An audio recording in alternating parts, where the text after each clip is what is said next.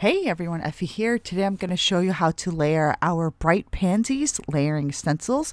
There are 4 6x6-inch stencils in this collection, and there are large etched numbers on the bottom left-hand corner of all 4 stencils. There are also etched circles on 2 stencils in this collection. When you see etched circles on our stencils, it's an indicator to do some selective ink blending. I'll explain more in just a bit. So this is stencil 1. There are 3 etched circles, and for this layer I'm going to use our lightest blue in our Periwinkle color family. So for the first ink, I'll be using our Periwinkle Dye Ink, and I'm just going to ink blend the entire stencil minus the etched circle areas.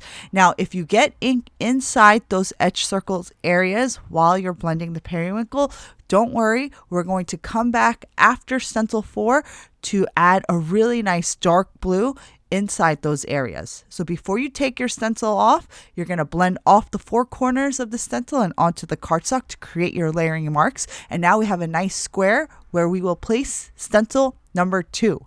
Now we're going to use our mid-tone blue ink for this layer.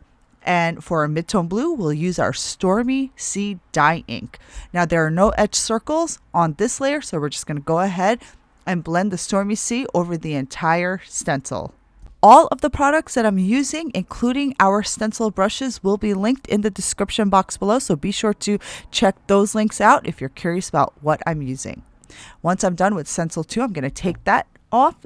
Place stencil 3 right inside your blended square, and I'll use our Miami Cool Dye Ink for the entire stencil. There are no etched circles on stencil 3, so we won't be doing any selective ink blending for this layer. Once our third petal layer is complete, I'm going to take stencil 3 off, and then I'll place stencil 4 right inside my blended square. Now check out stencil 4. There are 6 etched circles on this layer. Everything inside those etched circles will be blended with our Lemon Drop Dye Ink. Everything else outside of those etched circles will be green for the foliage. The circled areas are the centers for the larger pansies and a portion of the lower petal for the smaller, darker pansy. Now I'm using yellow for my panel today for these areas of the stencil, but of course you can use any color that you want. I just think that the yellow adds a nice brightness to the panel. And all the colors I'm using today, they're really just color suggestions.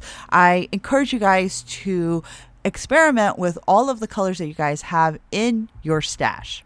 So once I finished blending stencil 4, I took that stencil off and placed stencil 1 back inside my square, and I'm going to go in with our Italian Denim Dye Ink inside those 3 circled etched areas, and I just use our little mini stencil brush to get inside those nooks and crannies. And check this out, how beautiful are these? I'm just going to use the coordinating dies, which are available separately, to die cut our clusters, and then you can use these clusters on cards, on scrapbooking layouts. And if you're a fan of pansy florals, we also have our Pretty Pansies background layering stencils, which are a little bit different from our bright pansies that you see here. It's more of a background. I will link those in the description box below for you guys to check out as well. And here are a few examples created by our design team using our bright pansy stencils. So thanks for watching, guys. I'll see you next time.